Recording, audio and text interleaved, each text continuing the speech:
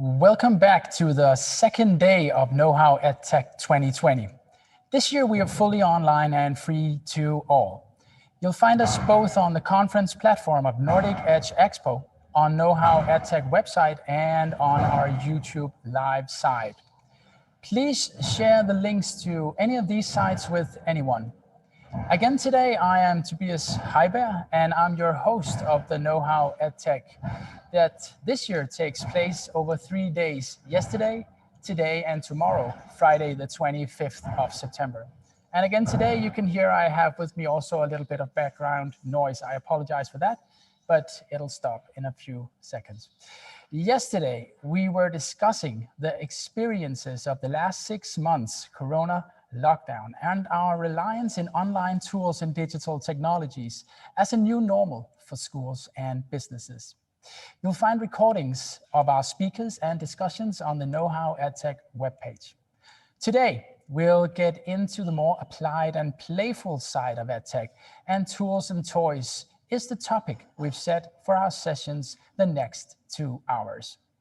The theme for tomorrow is predictive learning, which suggests how artificial intelligence, big data, and algorithms probably represent the real potential of technology in education, and probably some concerns as well.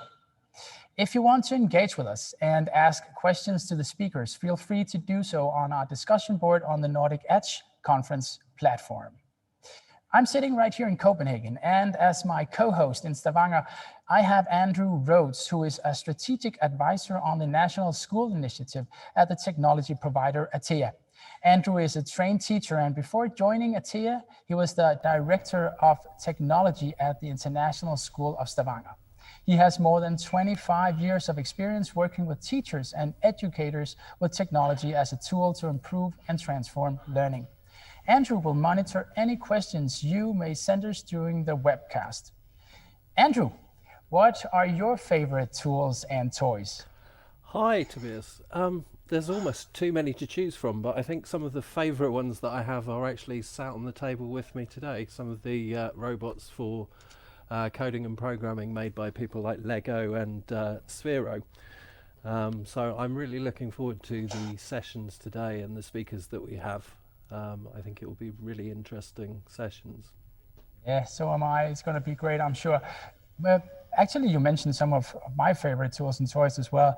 What do you see the learning and playing with them? Are they actually playful learning, would you say? Yeah, I would say that a lot of the tools and toys that schools are looking at to kind of, particularly with coding and programming, it's actually about helping teachers to deliver the 21st century skills that will help students to be successful once they leave school. So things like problem solving, critical thinking and creativity. And I'm sure we're going to hear more about those skills during the course of the day. Sure. Thank you so much, Andrew, and I'm excited to have you with me today.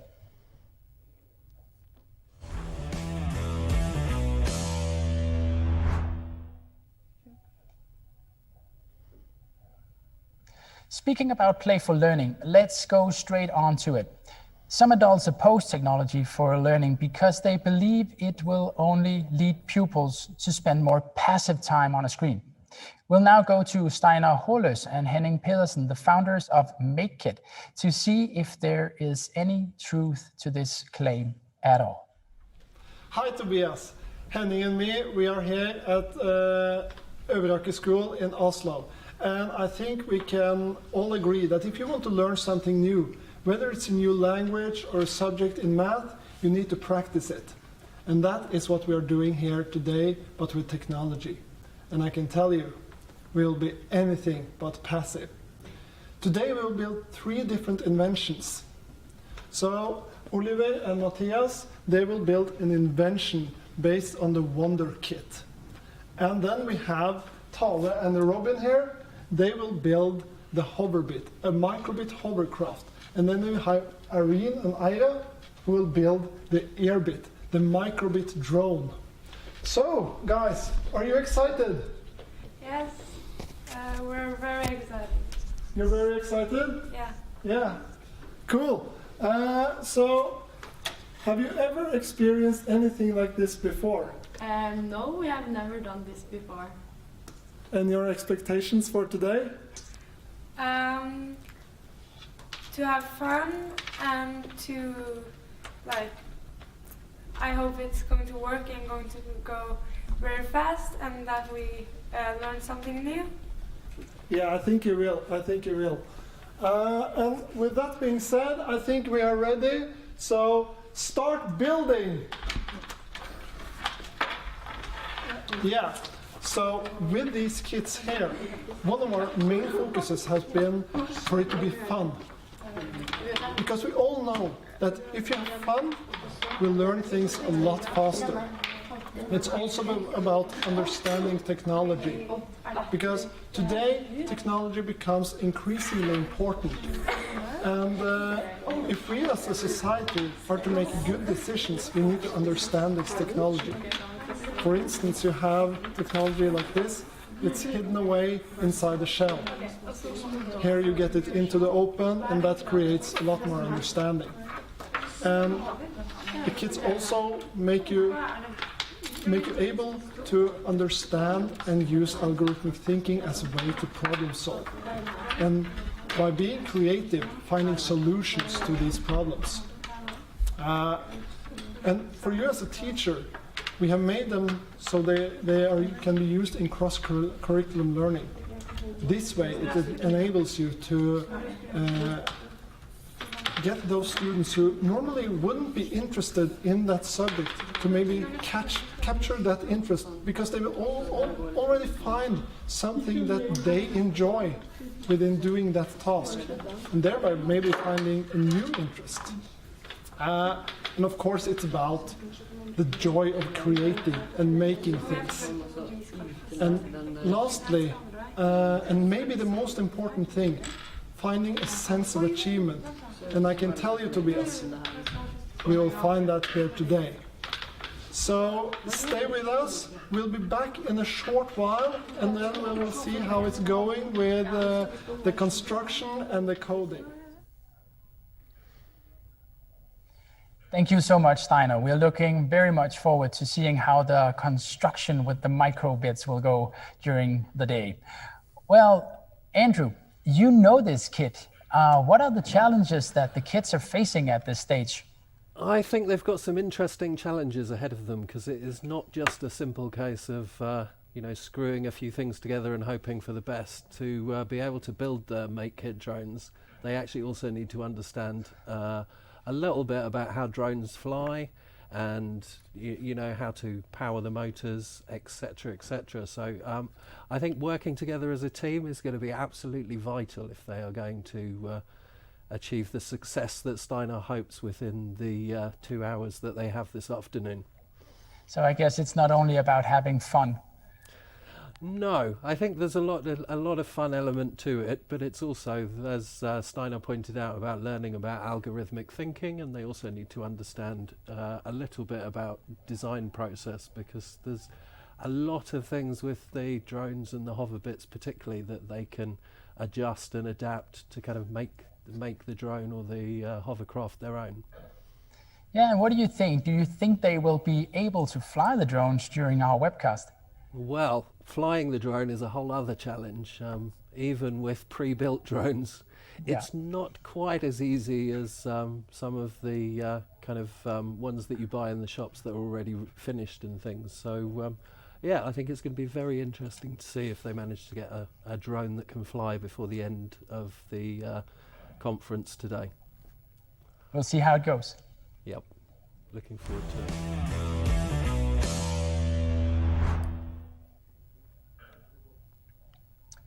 But we're not only going to engage with pupils today, we also wanted to engage you. As some of you already discovered, we have announced a competition to create the best workout art. And we'll talk to Guro Jorheim, a skier from Hemsedal in Norway, to explain to us what workout art is. Some also call it Strava art after the training app. We noticed Guro in the media last April. She had a skiing scholarship at the University of Utah and was corona locked out of campus. And instead of going to school, she ended up drawing a huge skier all over Salt Lake City. Hi, Guro. Hi. How did you come up with this huge idea? Why did you do it? So first of all, I saw someone draw the logo in the streets of Salt Lake, the school's logo, sorry. And we got this idea of maybe draw a photo or a figure out of it.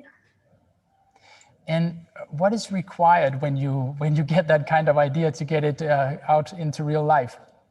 So definitely a lot of planning and some creativity. And you start with the head and then you just work your way kind of to the body. That's what we did. Yeah, so you didn't do it all by yourself, you did it with someone.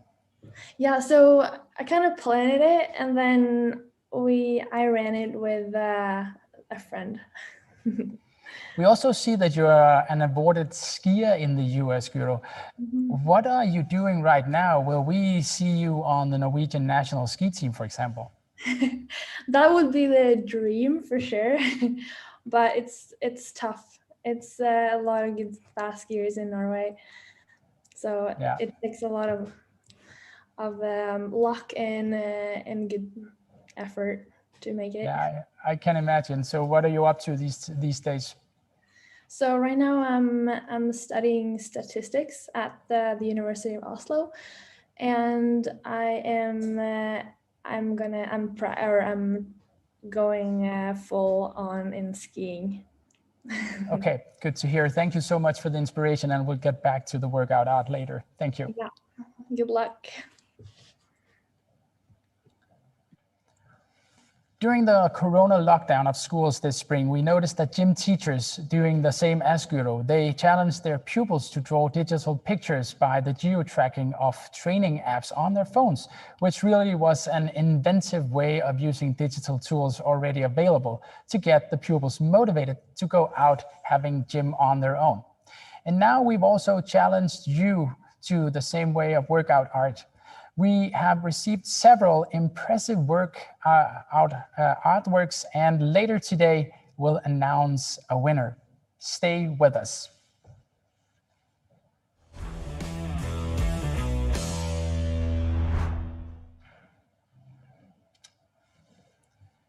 Well, enough playing. Let's get serious now. Or is playing a way also to get serious on learning? To give us answers to this question is why we have Ole Kjærto Madsen with us today. Ole is a teacher and has spent the last 15 years working on school development with design thinking as an approach. Lately, Ole has been on the Danish Ministry of Children and Education's expert group on the national experimental subject technology comprehension, and he is now an advisor on the subject for the ministry. Most recently, Ole has taken on the position as program specialist at the LEGO Foundation, where he is leading education projects on learning through play, technology, blended learning, and creativity. Ole, you work at the LEGO Foundation. You must love playing with tools and toys. How may playing be a framework for learning as you see it? Hi, Tobias. Well, thank you, first of all, for inviting me. It's awesome to be here. Well, in the LEGO Foundation, we are every day strive to be playful in our ways of working, and we definitely see play as a motivator and driver for deep learning. We are actually all set here for how to have a discussion around play, and not as we normally talk about play, but really to redefine play and the way we see play as instrumental for children's learning. Yeah, so there's, in the way you talk about it, there's a strong relation between play and learning. You can play without learning, I guess, in your way of seeing the definition. Yeah, absolutely. It's so interwoven with each other. Absolutely. Yeah, the interesting thing about the work that the LEGO Foundation, and especially that you do, is also combining this with technology comprehension. Could you say something more about the way you connect technology with play and learning? Well, I think that what we just heard from the students really points to the crucial aim here, that fun and joy around creating with materials are key for having a deep learning. That we learn better when we engage and play with and build different materials, whether it is digital materials or analog materials. So really having that deep understanding of the nature of digital artifacts and how we can play with that, and not necessarily just as a fixed box, as mentioned earlier. Yeah, so what you're also working with is kind of getting in a distance of instructionism and kind of letting the learning happen between students with materials and processes that is not, in the traditional way, I guess. Mm-hmm. Absolutely. Absolutely. Yeah. Have you brought something with you today that we could hear and play with maybe? Yeah, definitely. First of all, I'll just take you through some kind of short introduction to who we are and how we work in the LEGO Foundation. I'll jump straight into it, and then we'll hopefully have a lot more questions than answers at the end of this, so feel free to post them online. So the LEGO Foundation is a corporate foundation based in Denmark, all LEGO. And our funds come from the 25% ownership of the LEGO group, which is pivoting into the foundation's work. And what we do is we share this overall mission together with the LEGO group of inspire and develop the builders of tomorrow, which is very much aligned in the agenda today. And having this idea of redefining play and reimagine learning. So really push the boundaries of what learning look like and what play looks like in today's world. And we do this by targeting our 4 key audiences, as you can see on the screen. So we have parents, teachers, and systems and governments that we all try to work with on different levels. And we have supporting range of different programs on the ground, supporting partners. Playful learning, as you, Tobias, is a part of at the University College in Denmark, is one of them. And we also try to build evidence around these projects to have a coherence between the actually programmatic activities and the evidence that supports it to be able to have these kind of deep conversations around play and learning. Well, if we take a look at play, this is, I think this is from Google, just a simple Google search. So what is the problem with this statement is that it points to the fact that play is something else than serious or practical. What we actually would like this to look like is that we have a recreation with or enjoyment with, and it is actually a serious and practical matter and very serious to have fun. So we see fun, we see play as the very nature of how children are learning.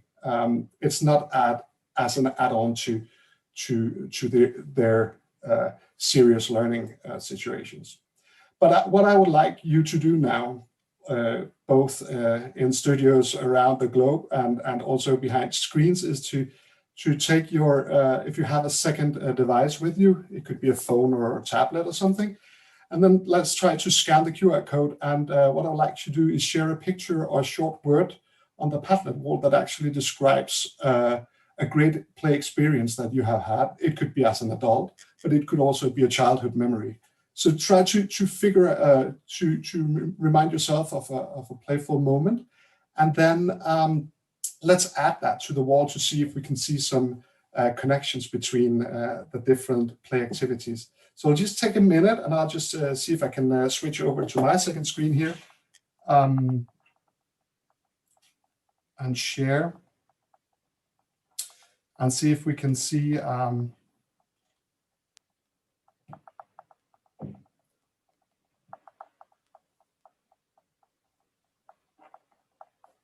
we go. So hopefully this will work. And when you're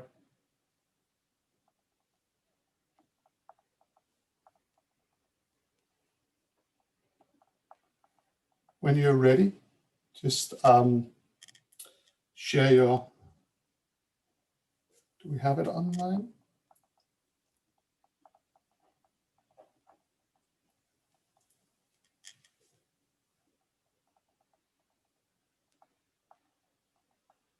Let's try again.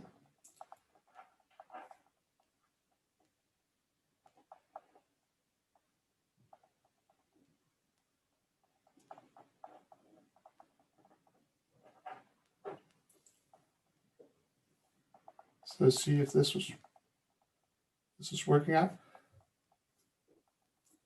So take a moment and push your words on the Padlet. Let's see if we can get this to work. In the meanwhile, I'll just jump into this, and what we have seen is a lot of similarities between play activities, and we have asked our extended network of partners around the globe to take a look of these kind of characteristics of playful learning. And what they came up with was five patterns that they saw go through the play activities, and this really is very aligned with what you heard previously around fun and joy. This actually being actively engaged in what we do and having the social component and the meaningful and iterative nature of how we work with experiences for this to be playful. I'm not sure if we can get this to work, so sorry about that. Let's jump into another activity instead.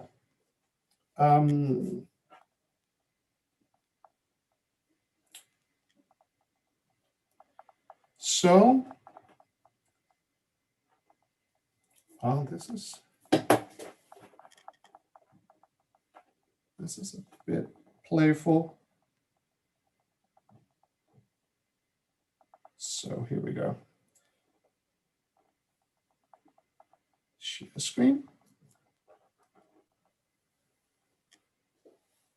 And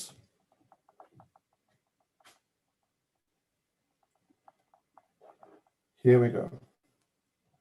So what I would like you to do now is try to build a duck I'll give you all like a minute and a half to, I can see you already started out. So take your second screen, scan the QR code on the screen, and build a duck. You have 6 bricks to do it with, and you have a minute and a half. Just no pressure at all. Just take your time. If you have the time, just build another one and see if we can have a bunch of ducks in the pond.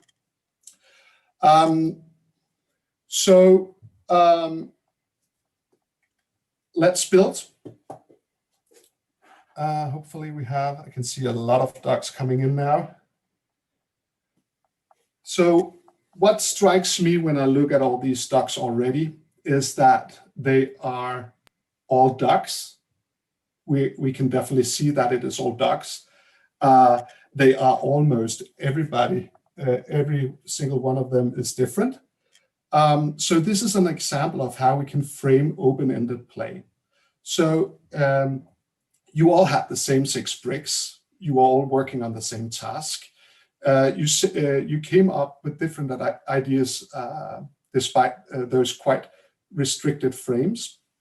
So the question is, what happens if we in education and teaching ask open-ended questions instead of closed-ended?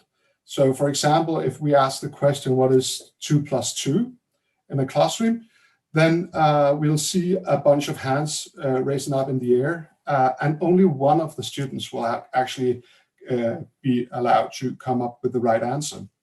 But if we instead say, hey, 4 equals something, something, and we can have a variety of different answers to what 4 is. It could be my age, or it could be my sister's age, or it could be my favorite number, or it could be 2 + 2 or 3 + 1.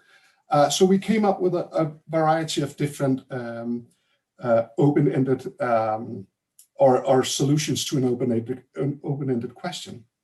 And what is interesting in having these kind of questions and play activities is that we are having so much broader experience around, we have a lot more skills involved in open-ended learning and open-ended play than we have if we are closed. So for example, when you have this task of building a duck, I'm pretty sure that first of all, you had to find some inner motivation of actually doing the task. We had to self-regulate, and we had no instructions and only 60 seconds or 90 seconds or whatever. And then when we got started on solving the task, perhaps we had to use our long-term memory. We had to figure out, how does a duck actually look like? We had to visualize how a duck made out of 6 virtual Lego bricks could look like. And we had to make this symbolic representation of how we could transform this into an actual duck. While doing this, if we're doing it with bricks, we'll have a lot of fine motor skills involved. Also working around digital platforms, using a mouse, whatever. Also learn a lot about fine motor skills. And then obviously our working memory and cognitive flexibility around changing strategies if we couldn't get it to look like the way we imagined in the first place.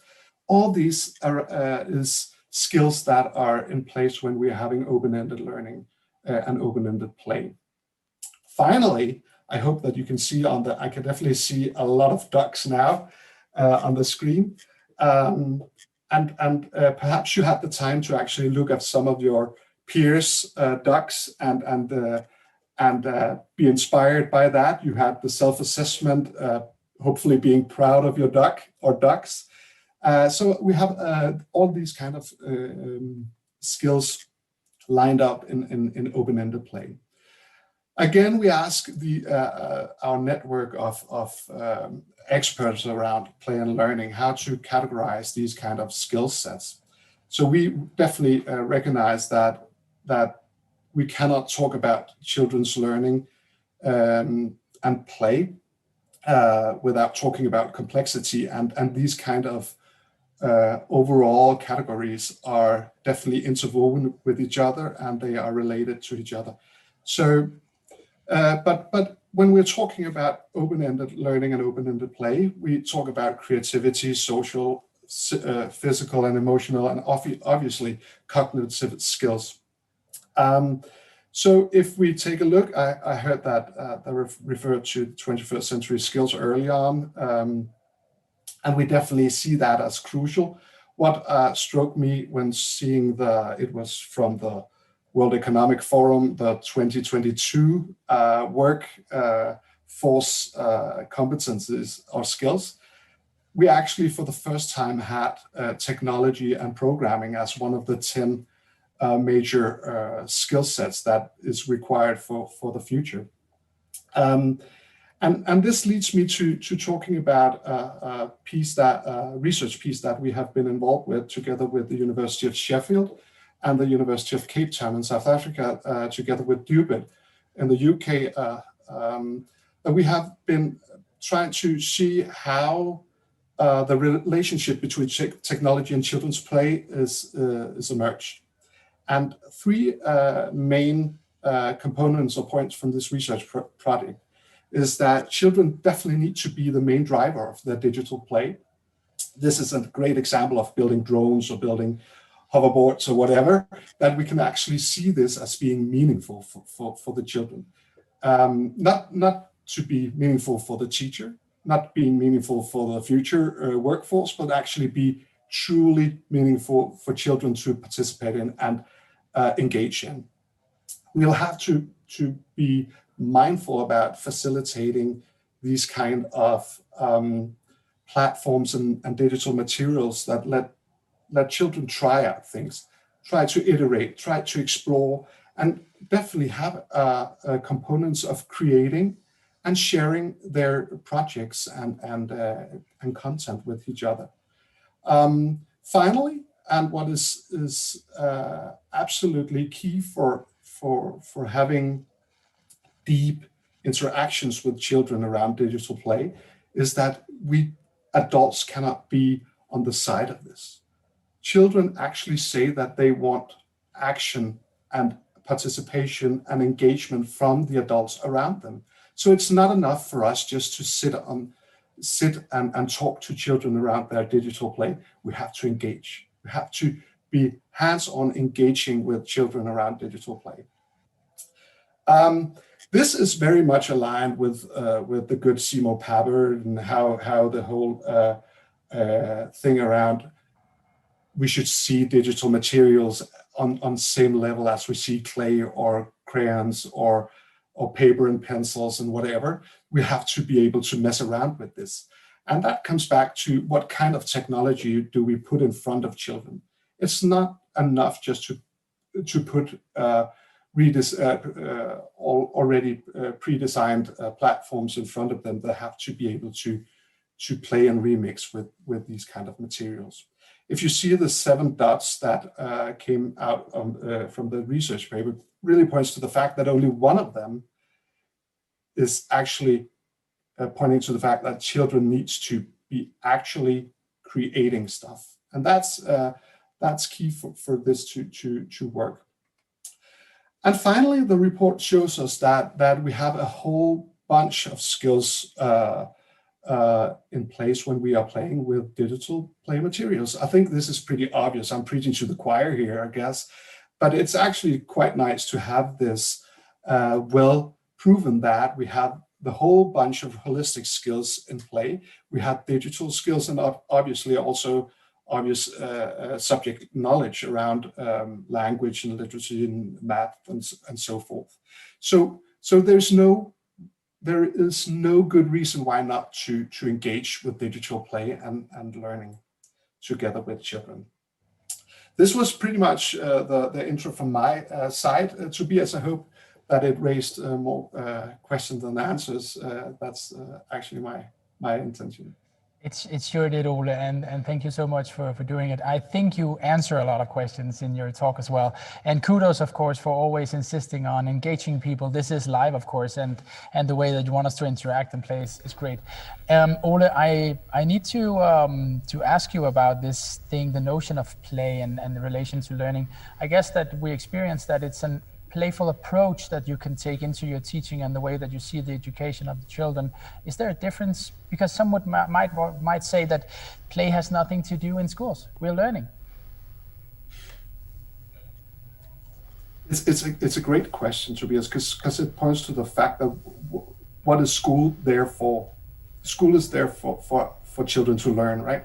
And if we just point to the fact that children learn when they are playing, that's just how it is. That's how we see the world, and so obviously the construction of schooling is very much challenged by the way we look at play. So play can be messy. Play can be without time frames. Play can be socially interactive with each other across ages, across gender. So there's a whole bunch of constraints around schools that are challenged if we really want to push learning in front of children. But I think that's what we're here to do together collectively. Yeah, definitely so. And I think that if you want to start not just playing in full scale, you might get inspired by the characteristics and the qualities of play in the way that you design teaching and learning. We have a question from Andrew in Stavanger, I guess, Andrew. You mentioned creativity quite a lot. How important do you think creativity is as a skill that we should be teaching children? I think it is one of the skills, you can say, but I definitely think that creativity is under a lot of pressure these days, and why we should definitely try to enforce creativity as a skill from now on and forward. It is crucial for us to be able to, you can say, participate in the world as we see it today, that we are not only transferring knowledge, but we are actually creative and capable of turning ideas into actually, you can say, do something with that idea. So it's not just about having great ideas, it's really to have that divergent and convergent thinking around creation and learning that is key for children to come. Thank you. And if I can just follow up with one more question, I think creativity is one of the things that many schools and teachers think is a very difficult thing to kind of integrate well into the curriculum. Do you have any views on how schools can do this well?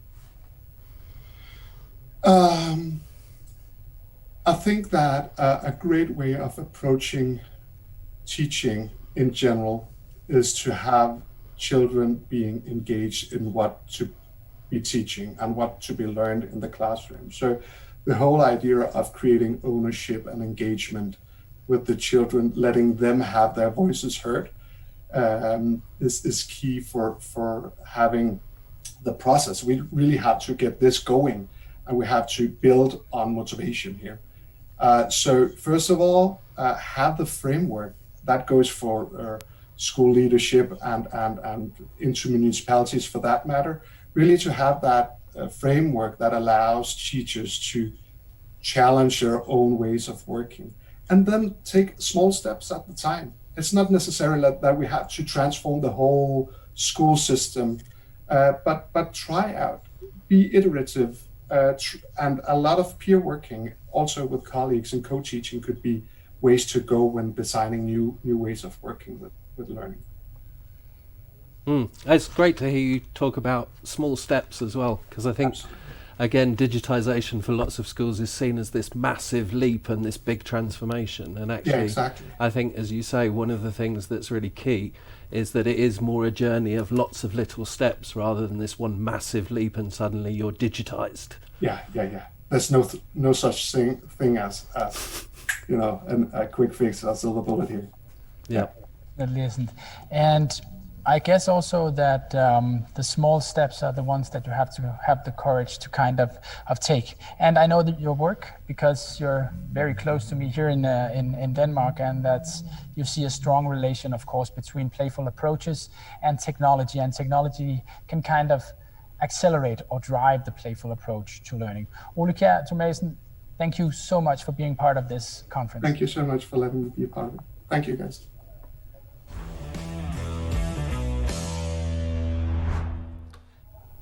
We've come now to our segment of cases and practices. And of course, we first must go back to Steiner and check on the pupils building microbit machines. How are you doing, Steiner? Hi, Tobias. So we are in the middle of coding and constructing, and the students are now well on their way. Some of the topics that are being covered so far are, of course, programming. We have talked about the math that goes into the programming, a little bit about the physics and how the propeller works, the aerodynamics of that. We have talked about ethics of the use of drones, for instance, and a little bit about material and their environmental impact. Now, let's talk to some of the students and see what they have been up to. So, Oliver and Matthias, so how's it going? It's going pretty well. Yeah. And you're building an invention. Can you please tell us a little bit about what this invention is?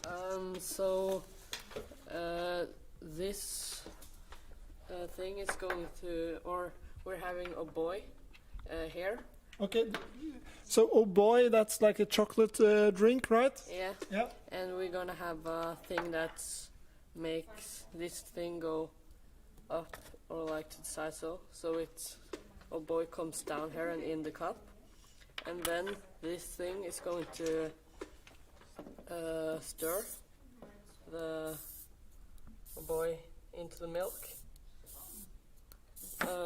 Yeah, and maybe we're going to make a thing that's like alarm or something when it's done. Very cool, very cool. Very exciting to see how that works. So, Tal and Robin, you have made your own construction based on the template, right? Yeah. Can you tell us a little bit about the tools that you have used so far to build a hover bit? We've used this thing to like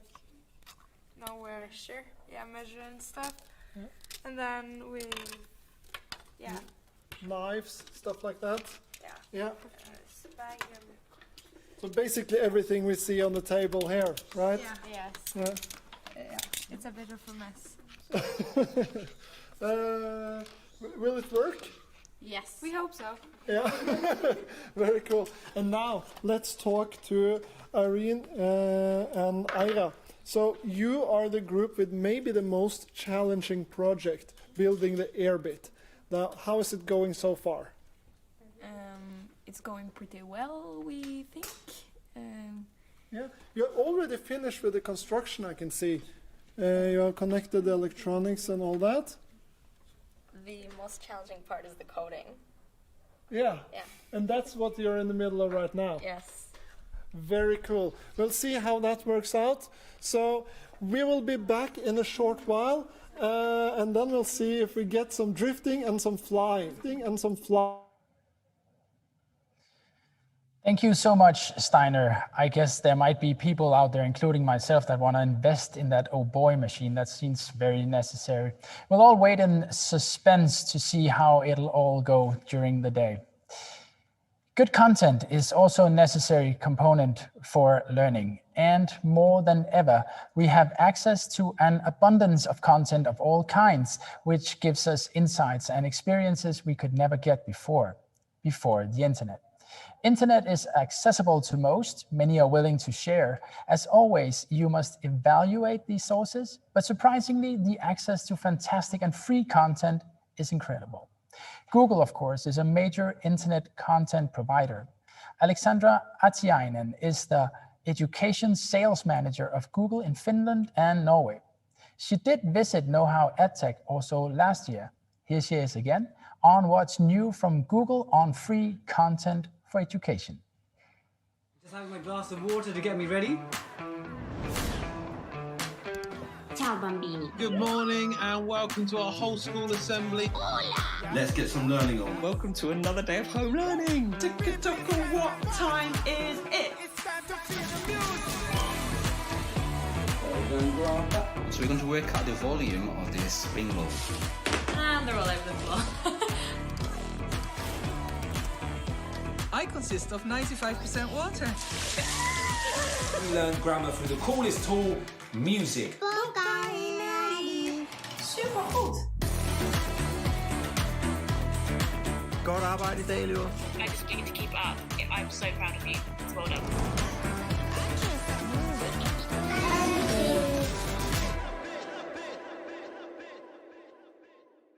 Hi everyone, my name is Alexandra Ahtiainen.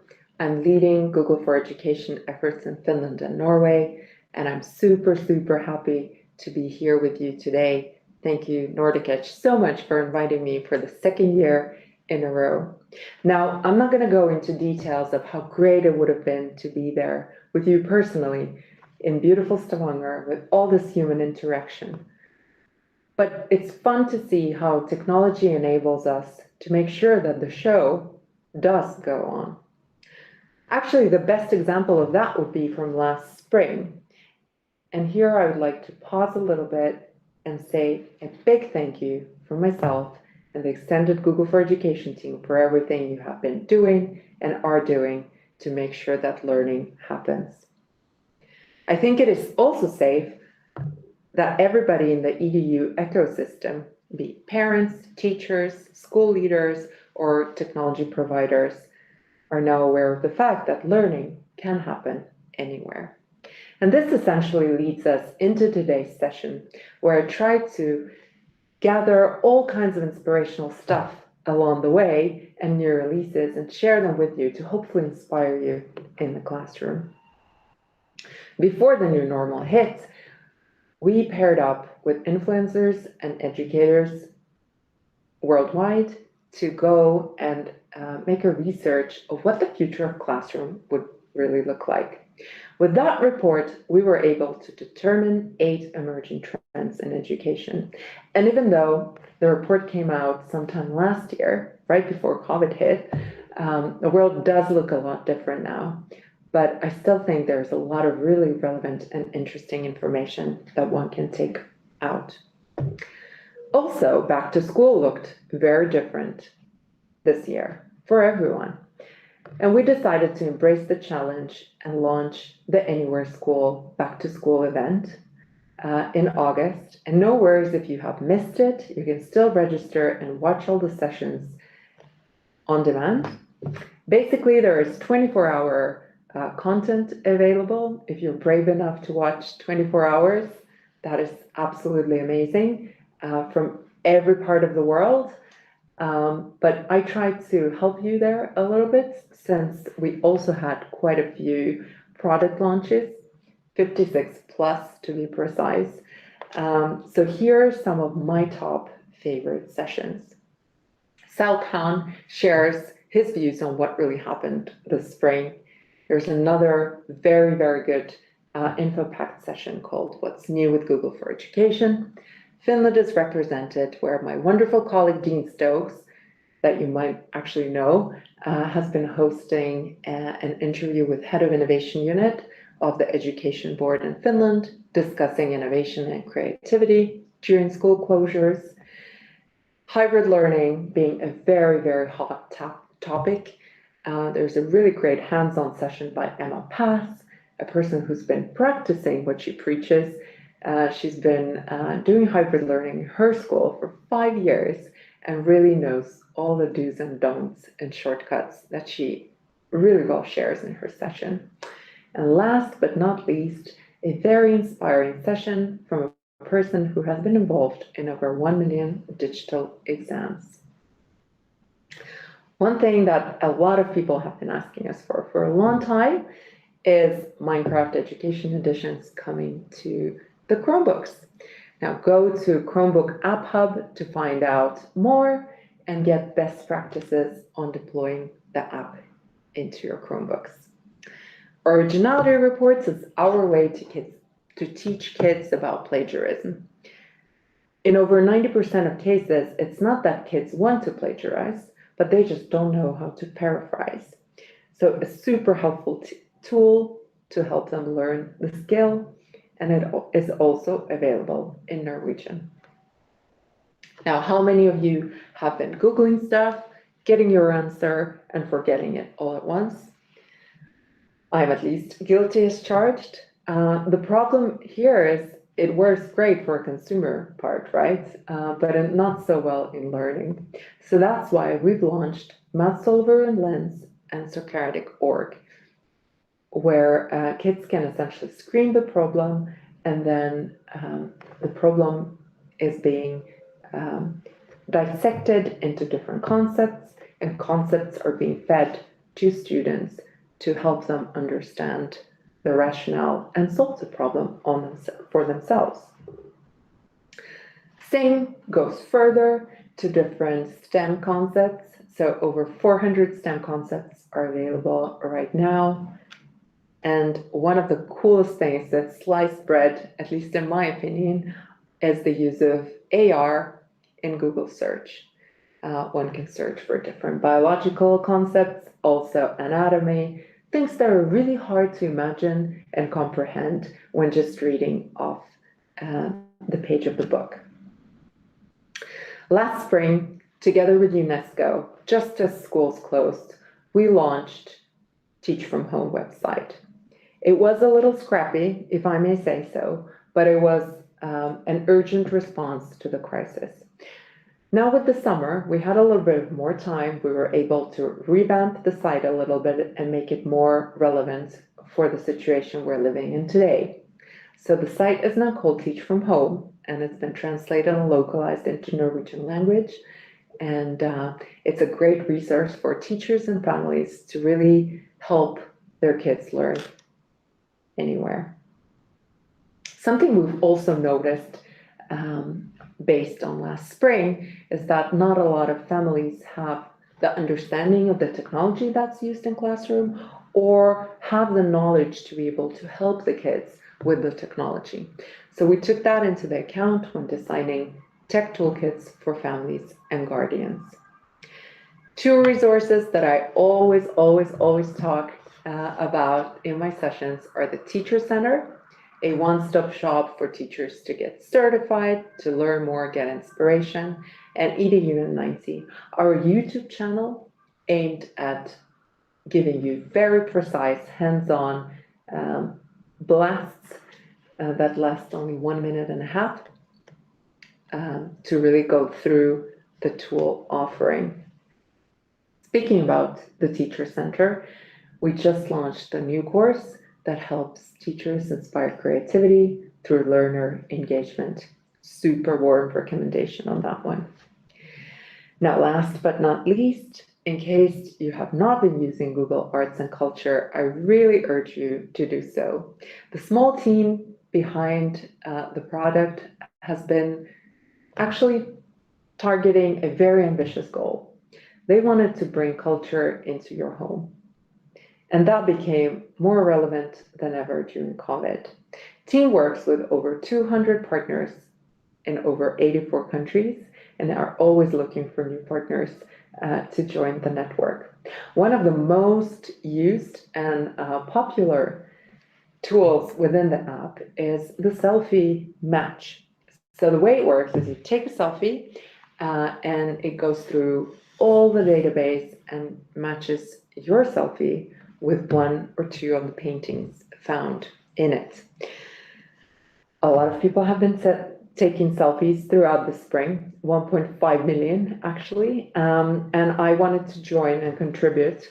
So I took a lot of selfies, and unfortunately the matches did not satisfy me completely, so I'll keep on taking those, and I strongly recommend to play around with the tool and see how you can use it in your classroom.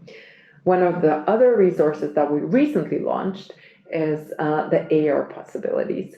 So now you can bring the prehistoric creatures into your classroom. With that, I want to say a huge thank you for attending the session today. I really hope to see you live next year. And I wish you a super fun and safe autumn. Thank you. Bye. And a huge thank you to you as well, Alexandra. Good to see you. And it's always impressive to see what you do on the content side of things. Next, we go to games, an obvious way of playing. Most computer games, however, only let you be a participating consumer, which makes the next case even more interesting. KnowHow is a collaborative online platform that allows you to create your own social games for work and education.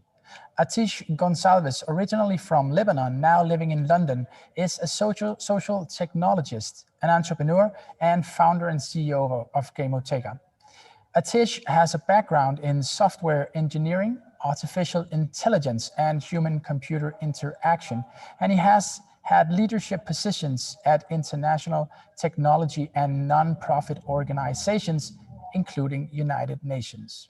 Recently, KnowHow was shortlisted for the UK 2020 Learning Technologies for Best Learning Game. Welcome, Atish. It'll be exciting to hear your vision for KnowHow. Great, thanks Tobias, and thanks Nordic Edge for having me. So greeting all the way from surprisingly sunny London. There was a great sort of introduction as well from Tobias. So I'll talk you through sort of my take on gamification, because I think gamification, serious gaming, has also been a bit of a divisive topic, particularly in the adult learning space of late, where maybe it's done a bit tokenistically. And for me, I think the big sort of focus on gamification has been around so this human connection aspect, which has been so sort of amplified by the COVID crisis. So partly where we've sort of been promoting this is quite a bit in the humanitarian sector, but also in the adult sort of learning space. So we've had this sort of question for quite a while, is how do we sort of bring in what we get into this participatory fun sort of experiences that we have with face-to-face learning experiences. And sometimes when we're comparing apples and oranges, when we're comparing that with sort of more self-guided e-learning content, which tends to dominate the e-learning space, particularly in adult corporate learning. So for us, our vision was twofold: for learners to have this collaborative, human-connected online learning experiences, where there is a gamification element, but it's very much promoting human-to-human connection. And then, as Tobias was saying, for creators, we also want it to be possible for anyone, any trainer, any educator to be able to create their own game-based learning experiences. And potentially even in the future, we're looking at a marketplace of gamified skills that trainers can even sort of monetize as well. So our background is very much humanitarian. A lot of the early pilots of KnowHow were within the United Nations and other nonprofit organizations. But now we've just started over the last year to expand out beyond the humanitarian sector. Although a lot of the projects and the case study I'll share with you is very much from the humanitarian space. So yeah, a lot of our early research was with the UN. We did a lot of pilot projects, then moving from serious games, so responding to very complex emergency situations, then more recently to soft skills like green behaviors, gender bias, coaching and mentoring, onboarding, for example. And we only launched as a fully accessible open platform as of 2019. So as a takeaway in terms of tools and toys, I would encourage you as a minimum to go online onto your iPhone or Android based device and download the app and try out a couple of the games at the end of the session. So I'll first show you what KnowHow is from, let's say, a trainer perspective. So from a trainer perspective, it's a collaborative platform to create these learner-to-learner interactions. We're very keen that the learning is not just stuff you do on the mobile device, but it's trying to bring in real-world interactions and bring those into the learning experience. And then you're integrating gamification elements, so things like roles and scores and badges, but it's almost second, let's say, a second priority for us, that it's much more that interactions between the learners, which takes sort of priority here. And then for the learners, there's an app to go and download it, and it's fully accessible. So as I said, I would encourage you to go and try this out yourselves. So I'll show you. I'll do sort of I call it a screenshot demo, but I'll show you some of the different steps of how that could work. So as a trainer, you also, if you go in and you create an account, you also get access to a number of game templates. So this one is on design thinking, and you sort of you define sort of what your roles are, and then you sort of create different interactions and screens. So it's meant to be quite simple to use, whether it's uploading, whether you're creating screens for users to consume something, or you're doing something for the player to actually interact in the screen. So you're getting them to contribute something into the flow. And they can, there are a couple of ways. So the first way is through a LMS, or a learning management system. So a number of organizations have published the Gamerteka games as a link, which then gets published. So I'll share the case study from the Humanitarian Leadership Academy a bit later in terms of how they've integrated game-based learning into their learning platform. But it's also possible for a trainer in a classroom or a virtual classroom to have a game code, a bit like Kahoot, for example, and then the participants can join, and you can then choose the exact formation of the teams, and then start things off. So from a learner perspective, this is what it could look like. So you imagine there's two learners, they download the app from the Google Play or the Apple Store. They join one of the featured games, let's say on design thinking. They then invite their friend or buddy or colleague to join with this code. They can WhatsApp it or text it to them. Once the buddy accepts the game invite, then the gameplay starts. They both get notifications, but and there's sort of micro learning experiences that they're seeing here. But importantly here, so player one is now being asked to create something here. They're being asked to sort of capture what an empathy map would be for this user. And that is then going to their partner, and they could be in a different location, a different time zone, in their own time. The player two then responds and then sends that back, their reflective feedback, which could be a written text, but it could be a short video, which then comes back to learner one. And so they can then give them sort of feedback. So this kind of process, I just wanted to sort of show you how this could work, but it could also involve points and missions and challenges, but this is the simplest level. It's a sort of a peer-to-peer interaction, which is being created, and you can create different types of levels and badges. What is important for us then is sort of having real-time data, real-time sort of monitoring of how the different teams are doing, how the different players are doing, and being able to easily adapt and modify the game experiences. So we've had sort of quite a strong focus on how you can quickly and iteratively improve the game experiences based on the user feedback. So I'll close with a short case study. So I mentioned the humanitarian sector and the Humanitarian Leadership Academy. So they have a platform called Kaya Connect, which reaches over 200,000 humanitarian aid workers around the world. And they were looking at a way for scaling human engagement in their sort of more self-guided learning catalog. And so they integrated gamification for coaching and mentoring, onboarding, design thinking, some of these areas which I mentioned. And one of the particular courses they were looking at was coaching and mentoring, which is sort of quite used in the humanitarian sector. And so there was a course on Moodle, which is a learning platform, which has an online module on what is coaching and mentoring. But coaching and mentoring is a really great example of something that you just cannot learn to do without actually coaching someone else.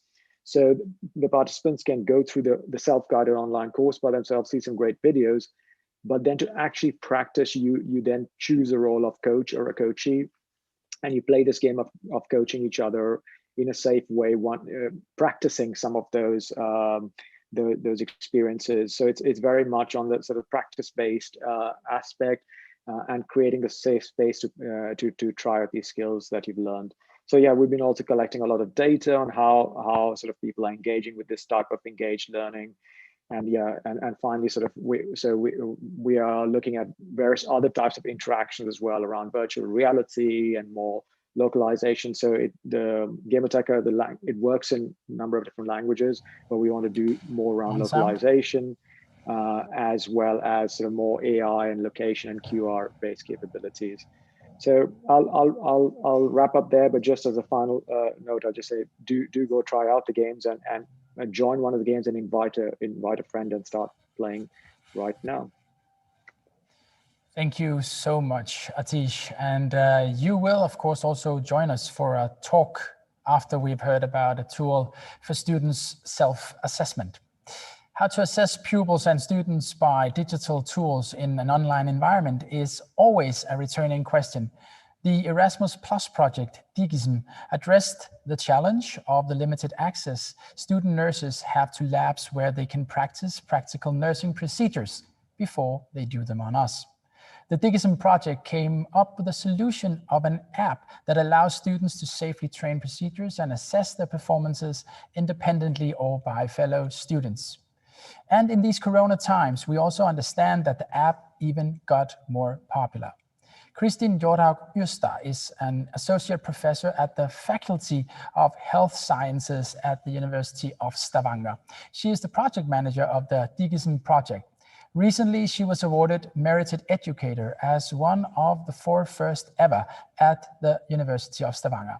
Kristin will tell us about the DIGISM app and the project, but first have a look at this. DigiSim Nurse Training is a state-of-the-art teaching app for training student nurses key procedures in clinical nursing practice. DigiSim Nurse Training aims to give student nurses the experience of a virtual teacher in the room while training either alone or with peers. DigiSim promotes best practice to European standard clinical nursing skills.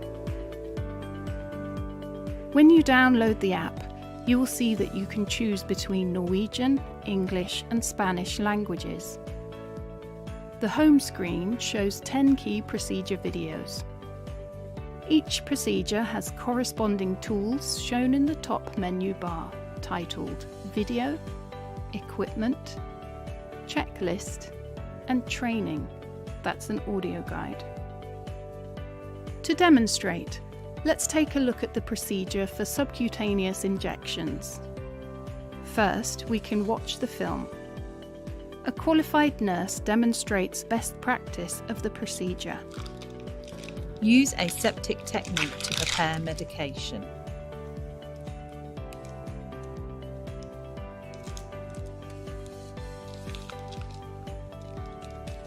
When students are ready to prepare to train for the procedure, they can use Equipment under the Equipment tab.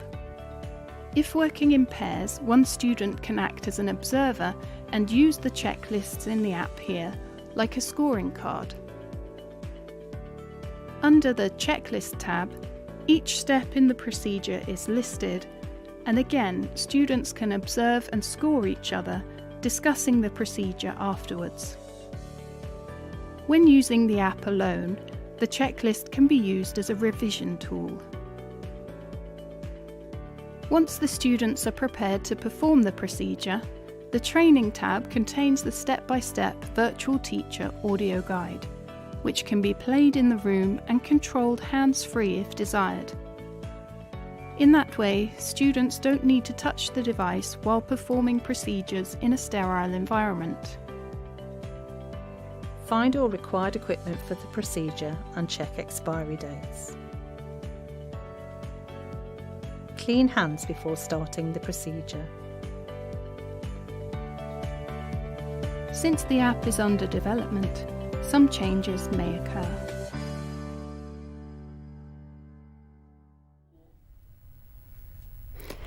Hello, my name is Kristin and I'm happy to be able to present to you my project DigiSim. I am a nurse and I've been working in the clinical field for about 10 years, mostly with kidney transplantation. But for the past 10 years, I've been working as a nurse educator here at the University of Stavanger. One of my most important tasks has been to teach students clinical skills. Well, I just want to say something about why we wanted to develop this app. Clinical skill training is important and an essential part of nursing students' education. But students have reported clinical skills to be challenging. They report lack of confidence and even sometimes anxiety when facing practical skills in their clinical studies. And that's quite understandable. Imagine that a student has been going through all the steps of a procedure, for instance, an intramuscular injection. She has been training in the skill center at school, we've been using a mannequin, and the teacher has been guiding her all the way. In real-life situation, it's very different. Real-life situations are more complex. Acute situations might occur, patients are scared, and children might resist getting an injection. The nurse student then have to be able to cope with taking care of the patient, meanwhile doing the procedure. To gain this competence, repetitive training is essential. But repetitive training is time-consuming and demands extensive lecture resources. That's why we wanted to develop this app. When we were developing this app, we were a multidisciplinary team. This included nurse educators, researchers, teachers, technical staff, and perhaps the most important people, the nurse students.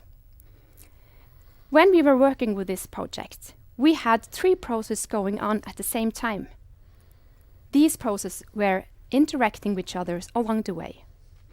We had the content development phase, we had the technical development phase, and we used students and their perspective through all the way of the project.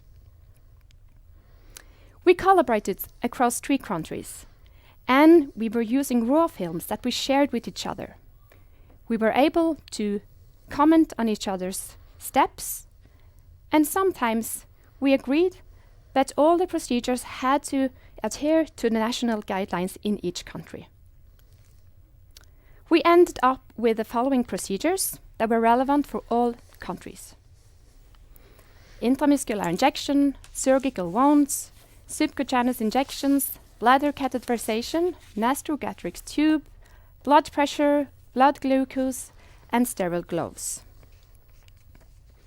As you know, this app can be found on App Store. It's called DigiSim Nurse Training, and the app covers 3 functions.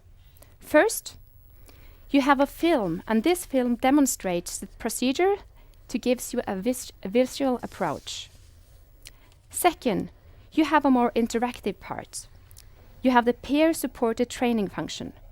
Here, student A performs the procedure, while student B is observing and scoring the student based on his mistakes. And in the end, you get an overall score. The third function is called the voice guiding mode.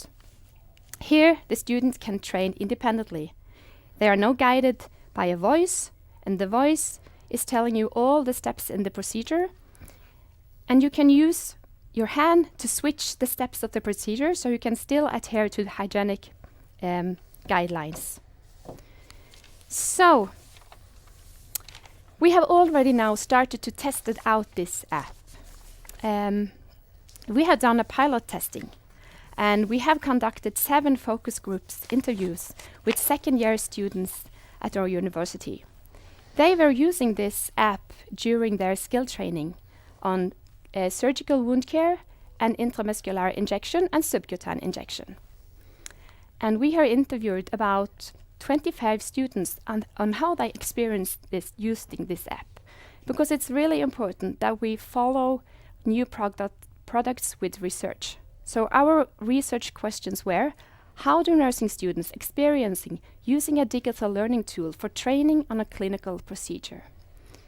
Well, these data they're not analyzed yet, but it seems like the students really like this app, and I think it's to the point, and they loved that it's accessible and available all the time. So we don't really know where this is going to end, because the students had a lot of suggestions for future projects and future expanding of this app, but this is a start.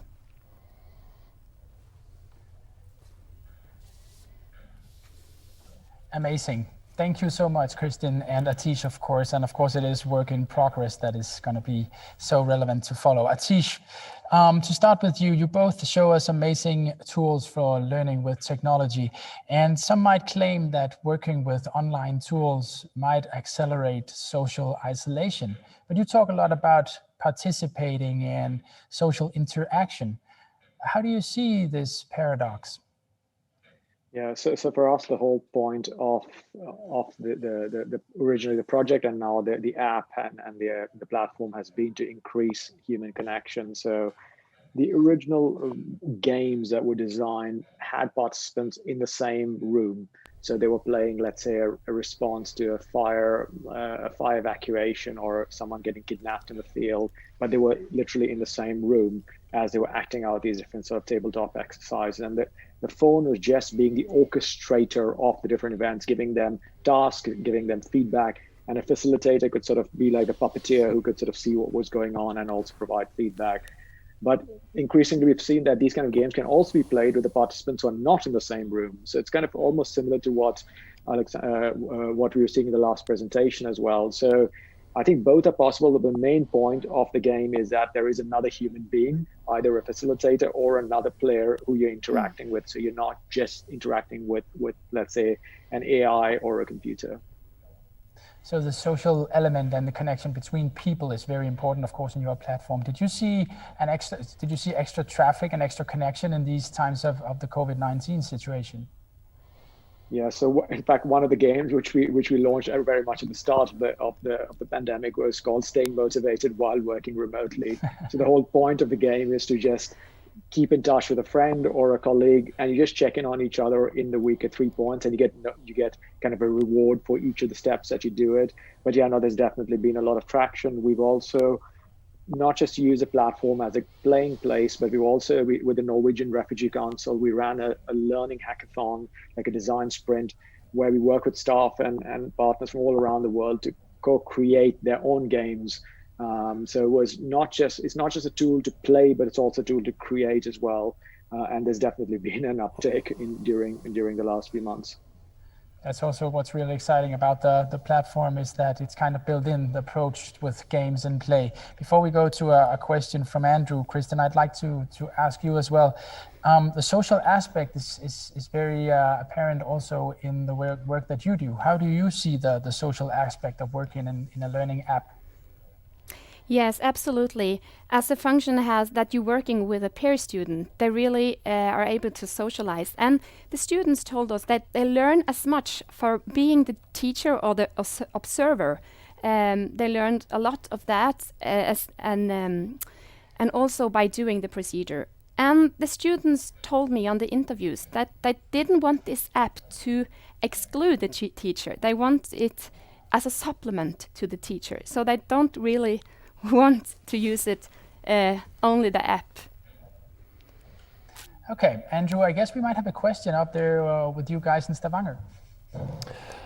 Yeah, I mean, particularly with gaming, one of the questions that we've had is around that lots of teachers probably agree that lots of these kinds of activities can be fun and educational, but actually some of it is about finding time to do the professional development that's needed so they can understand how to integrate it into their teaching in a good way, and also struggling with the fact there's an existing curriculum, and how do you slot new things into an existing curriculum that probably is already very full. And I would imagine that's a similar kind of challenge for you. I can't imagine the curriculum to become a nurse has lots of gaps in it. I would imagine it's a very, very full curriculum. So how have you found, like professors, for example, working with this? Do they find it as useful a tool as the students? Oh, so you mean this app, this DigiSim app? Yeah. This app is quite new, so we just implemented this autumn. I think that the students are now leading the way. So the students try this app and they really love it. And they have all kinds of e-learning resources that they can use, but they say it's important that it's so easy to access, that it's to the point, and that they can bring it everywhere. So I think that the students will influence the teachers, and they demand such tools to be used. So maybe it's coming from the students. So you think the students are going to be driving this particular innovation in the curriculum? I think so, absolutely, I think so. Andrew, I think we have time for one more question with you in Stavanger. So, I mean, Atish, a lot of what you were talking about, I think, was really interesting as well. And again, I guess the same question to you. Do you find it's students that are leading the kind of growth and development of your kind of game-based platform, or is it teachers that are in the lead? Yeah, so for us, it's being used broadly in what you call sort of the continuous adult learning space. And then in the humanitarian sector where it came from, but now it's being used in other places, the adult learning space is not so much in, let's say, or the professional development space is a bit different, I would say, than to the more formal tertiary or other sort of the secondary education. So I think there is more flexibility there, I think, although even with, let's say, professional development, finding the time is always a challenge. And part of what we're trying to do with Gamerteka as well is make it, it's partly micro learning as well. So the kinds of things that you're getting are quite small and you can do it in your own pace and your own time. So even if it's a response to another human being that you're sending, it's a short 1-minute video you're getting. So they're quite bite size as well. So it is very much to complement more, let's say, in-depth programs, etc. And it's very much to try to create that, increase that human connection. But sort of we're operating more in that continuous learning space.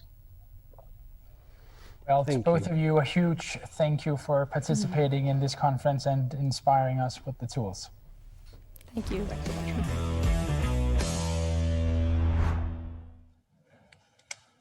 What we've seen from Kristen and Atish, and also Alexandra, of course, are examples of tools and content made for learning, yet independent of context or independent of a specific virtual or physical learning environment. The solutions and content are in that respect intentionally made reusable. Next, we'll learn about a design process specifically for the development of reusable content for learning by the Aspire methodology. Yesterday, we learned about the ABC Learning Design Toolkit and how it supports curriculum developments for the online courses. The Aspire process is meant for designing the actual content for courses.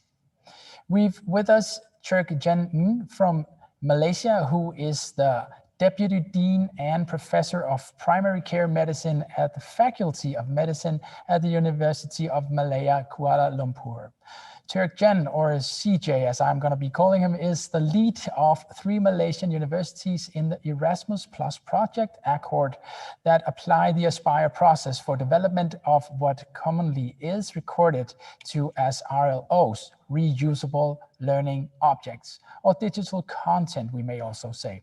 CJ will tell us about the Accord project and how they, by Aspire, involve students and other stakeholders in co-creation processes to ensure alignment of digital content with the individual learning needs of the students. Thank you. I'm CJ. Greetings from Malaysia, and a good afternoon to all of you, and good evening to those of my colleagues in Malaysia who are joining here in this conference. So with me is also Professor Heather Warrack, who is the lead applicants in this Erasmus Plus project, the Accord project. This is an EU-funded higher education capacity building project, which Accord stands for Advancing Co-Creations of RLOs to Digitalize Healthcare Curricula. And this is a project from 2018 to 2021. So basically, there are 3 European partners that has the capacity to build capacity with colleagues in Malaysia. So we have University of Nottingham, Karolinska Institute, and University of Stavanger. And over here in Malaysia, it's University of Malaya, University Putra Malaysia, and Taylor's University. The rationale of this project is basically in Malaysia, the Ministry of Higher Education works very closely with the higher education institutions to build capacity in the academic community to build national e-learning platform. The purpose is to coordinate and spearhead content development.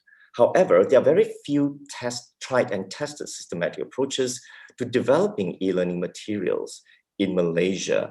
Therefore, this project comes very timely as because EU partners in this particular project have this expertise. Therefore, this project aims to facilitate capacity building in e-learning in Malaysia, higher education institutes to develop this e-learning object called reusable learning objects, which can be shared across different disciplines in biomedical health sciences, in Malaysia, and across the region. So what is really a reusable learning object? An RLO, as we called it, is an interactive multimedia web-based resource based on a single learning objective, which can be used in multiple contexts. I think it's important to stress that this is interactive and has multiple multimedia and is a web-based resource. And there's one single learning objective that we are trying to answer. This has been developed in the University of Nottingham since 2003 under the leadership of Professor Heather Warrett. So just to illustrate a little bit about the characteristics of an RLOs, it is an evidence-based, pedagogical, design-based, and multimedia based on multimedia learning theories. RLOs has been quite extensively evaluated and has been found to be effective in helping learners learn what they want for a specific objective. The unique feature about RLO is that it is small in size, usually between 5 to 15 minutes, and is aligned with the Miller's law of the attention span is about 7 minutes. It's focused on a single learning goal, as I mentioned, and it uses a mix of media, videos, for example, animations, text, and quizzes. It's standalone so that students can finish a particular learning objective within a short time. It's interactive and is designed by communities through co-creations. And it also emphasizes a lot on the peer reviewing process. Each step, which I'm going to illustrate later, is going to be peer reviewed. Now, let me just go on to tell you a little bit more about this Aspire framework, which was developed in the University of Nottingham. A stands for aims. Aims, as we know, is trying to find out, to try to address what is exactly the learning objective of the RLOs that we are trying to develop. And this is usually determined by the stakeholders, in this case, both the students as well as the teacher that's going to develop the RLOs. So this can be done in several ways. For this particular project, we have used the Delphi process, a research designed to try to engage both students and teachers to come up with a list of aims that they would like to achieve through these RLOs. And at the end of the day, both parties come to a consensus which learning objective they try to address that meets the gaps in the students' learning. After determining the aims, then the students or the teachers or both of them come together and create a storyboard. In this project, we engage the students primarily to develop the storyboards because they know best how they want to learn. But this is also under the guidance of the teachers. After determining the storyboards, then the next step is population. Basically, in population, what we're trying to do is to state what is needed to create these RLOs. For example, if video is needed, then we need to actually write a transcript. If there's animation, what exactly do we want in the animation? So we are basically populating the specifications. Fortunately, University of Nottingham has already developed an online platform which helps us to do this. And next is implementations. After stating all the specifications, then we need the IT support team as well as instructional designer to try to implement what we have planned. And this involves a lot of technological technologies, and we need the learning technologies to help us to do that. Once it's implemented, this goes through a heavily peer-reviewed process so that we make sure that the content as well as the technology, the website, all are being done properly before we release it into for the students to use it. So this has to be integrated into the curriculum, and then the teachers would then ask the students to use it under this stage. After it's been released, then it will be evaluated either through questionnaire as well as through engaged in focus group discussion. So just to say that as this is a capacity building project, so it goes through a few phases. The three universities from Malaysia joined the the EU partners at UK, Nottingham, in January 2019, and were trained how to build RLOs, and both at the pedagogy as well as instructional design, as well as the technical aspect.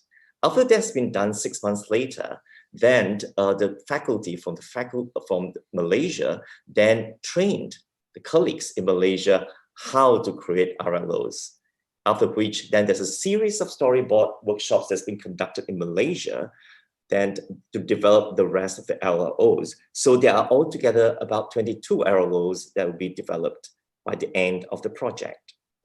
So there are a few interesting sort of reflections in this capacity building process, that all this is guided by the Aspire process, and also the importance of having multidisciplinary teams, both from Malaysia and as well as the EU, Europe, to create this, which include the subject experts, the learning technologists, as well as instructional designers. And as well, we also involve the researchers who are good in evaluation.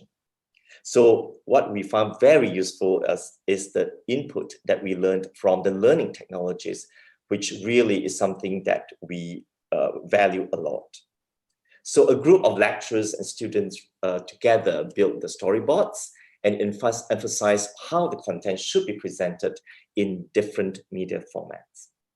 So this is some pictures that we have taken when we did the workshops, that you can see that all of us are really heavily engrossed in creating the storyboards. Most of them, as you can see, are students, and the teachers, to be honest, are minimally involved in this process, because the students were so enthusiastic and so engaged, they actually went on to create a whole storyboard. This is an example of a storyboard, which was actually created in Nottingham in January 2019. On your left, you can see there's a quit smoking RLOs. On the right is about the principles of family medicine. So the RLOs, the objectives straddle across from medicine to pharmacy to biomedical science, from communications to principles of family medicine to prescribing, to explanations about physiology and anatomy. So it really cuts across a wide range. And all this learning objects are actually reusable in different contexts and hopefully in different regions in this part of the world.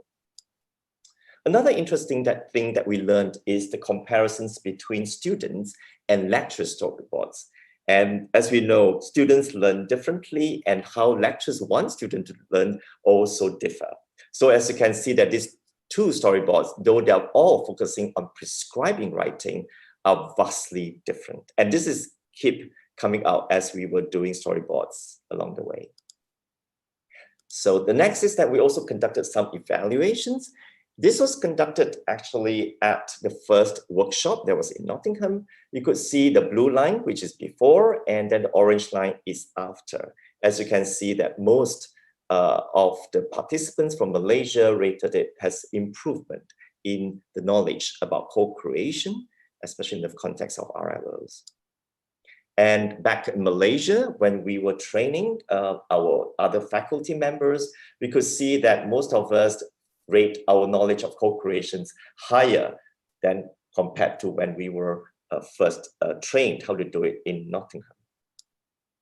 This is the participants' views about Aspire. So of course, at this stage, we have done the aim, the storyboarding, as well as the populations, and we're in the process of trying to do the implementations. So most of us will agree that this storyboarding workshop contributes to the value to the participations of learners, and it also changes how to perceive digital educations, and the creations of RLO specifications makes it a very valuable one. And all this were found to be helpful in producing specifications as well as populations. And of course, there are also qualitative feedback regarding the process of developing storyboard and specifications. And people really value the interactions between the universities and the collaborations, and also how different perspectives from different stakeholders, maybe students, teachers, instructional designers, learning technologies, as well as researchers have in contributing to the development of RLOs. So particularly, we have very good insights into working with students in co-creating the RLOs. So thus far, after the 1.5 years, we have successfully created more than 10 RLOs, and another 12 to 13 are in the pipeline. If you'd like to know about, read about some of our RLOs, please go ahead to type accord.mind to see some of the things that we have created in the past 1 year or so. If you have further questions, I'm happy to answer after this, or you can write to myself and my colleague Heather on this. Thank you very much. And thank you so much, CJ, for this interesting presentation and for taking your time. I guess it's evening time where you are in the world right now. Yes. Great. We are also joined by Professor Heather Werrett, as you mentioned, who is the project manager of the Accord project and at the lead partner, University of Nottingham. Heather is also the chair in e-learning and health informatics at University of Nottingham and academic lead for the HELM, Health, E-Learning and Media Group, and the research group in education and technology for health in the School of Nursing, Midwifery and Physiotherapy.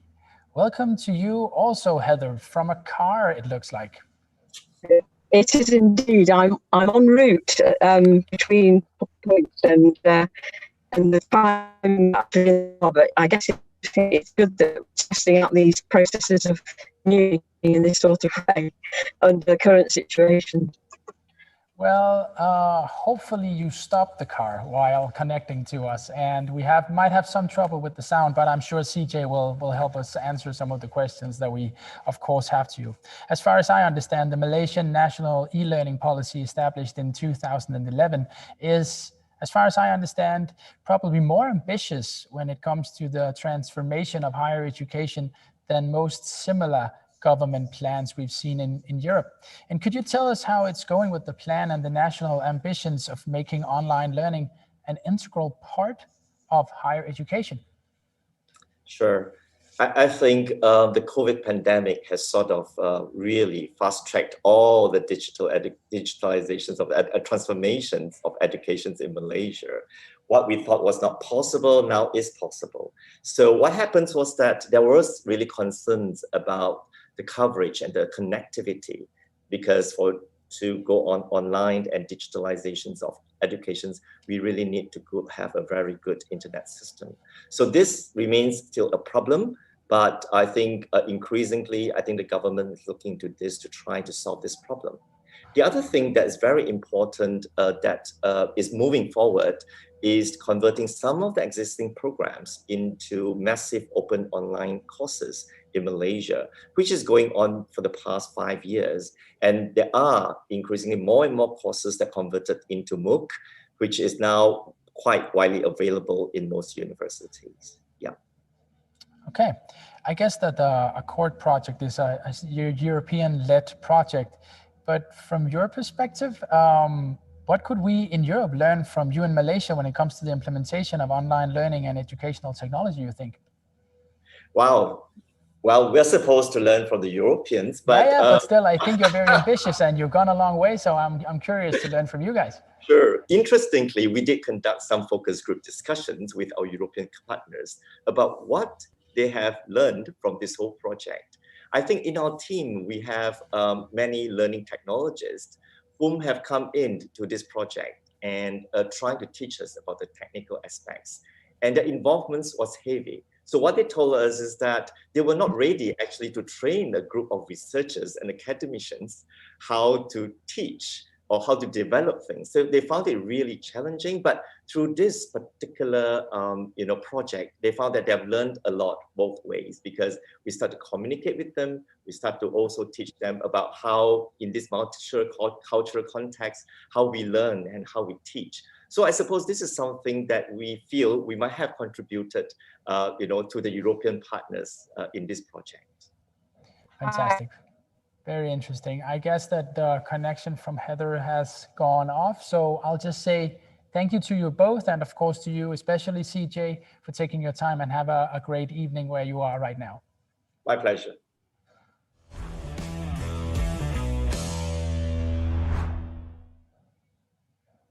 And now we're excited to see if the pupils at Øraker School in Oslo managed to take off. How's it going, Steiner? Hi, Tobias. We are now at the finish line and the teams have just been ready. So let's come over here and talk to Oliver and Matthias, and they have built their own Oh Boy machine. So guys, tell us what you have constructed here. So we have a thing that go from the side to side that drops. Oh boy! So when that moves, so it goes. It's allowed this to go down, and then we take it over to the other side.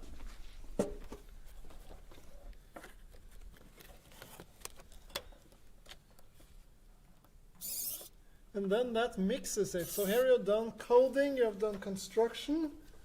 Yeah. Good job, guys. Yeah. Now let's go over to Team Hoverbit. Now you have constructed your own hovercraft, right? Yeah. Yeah. So how did you do that? We cut some cardboard and glued some stuff, and then Yeah, and I saw you're creative with the back end here with the seal. Yeah. Cool. Let's see it and how it works. So bring it over to the floor and we'll test it. Okay, so you turn it on and then... Yeah, go ahead.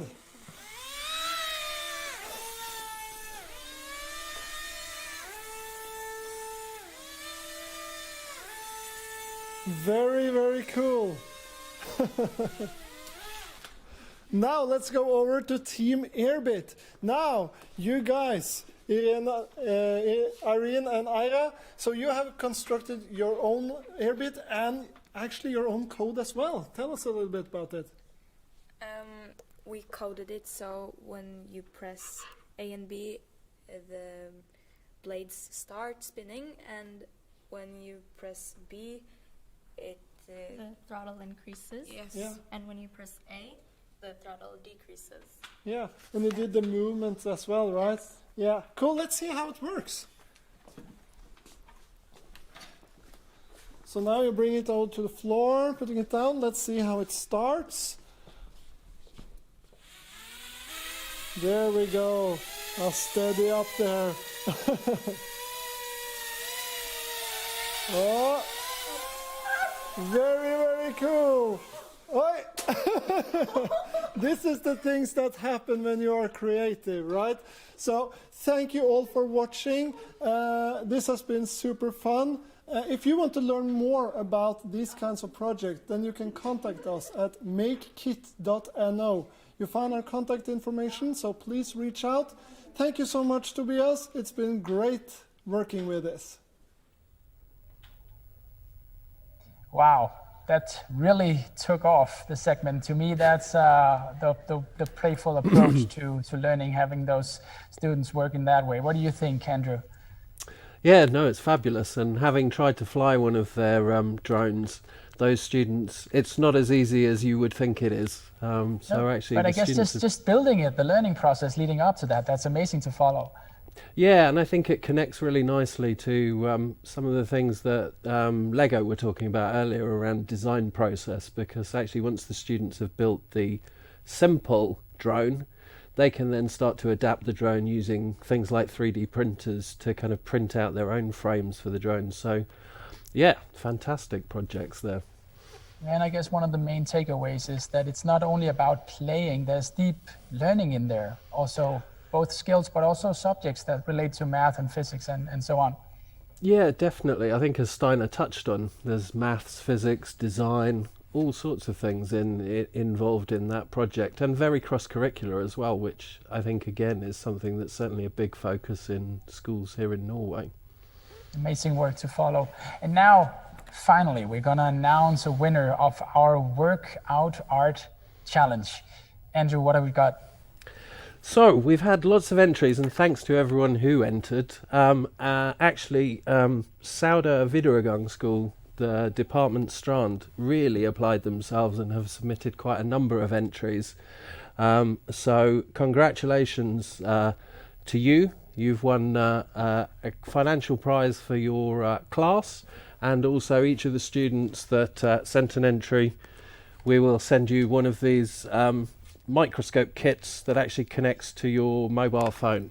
So really nice kind of prize for both your class and for you as individuals there. Yeah, and again, I love the pictures that we're seeing on the screen there from the winners, and congratulations with the prize. I guess, again, this is the kind of playful approach, the untraditional approach to learning when it comes to technology, getting the kids out there in nature doing these arts. Yes, I think it's inspired even me when I go for walks to try to be maybe a bit more creative with some of my routes. Same thing here. We need to exchange Strava art, I guess, Sandro. Cool. Yep. Okay. Congratulations.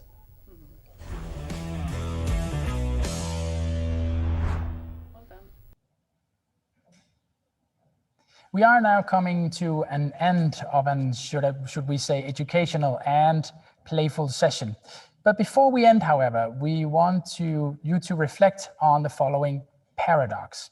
The most evident consequence of going online or virtual is, in fact, physical. Going online during the Corona lockdown taught us new ways of organizing work and education. What impact can we foresee this experience will have on the organizing and design of physical environments and spaces?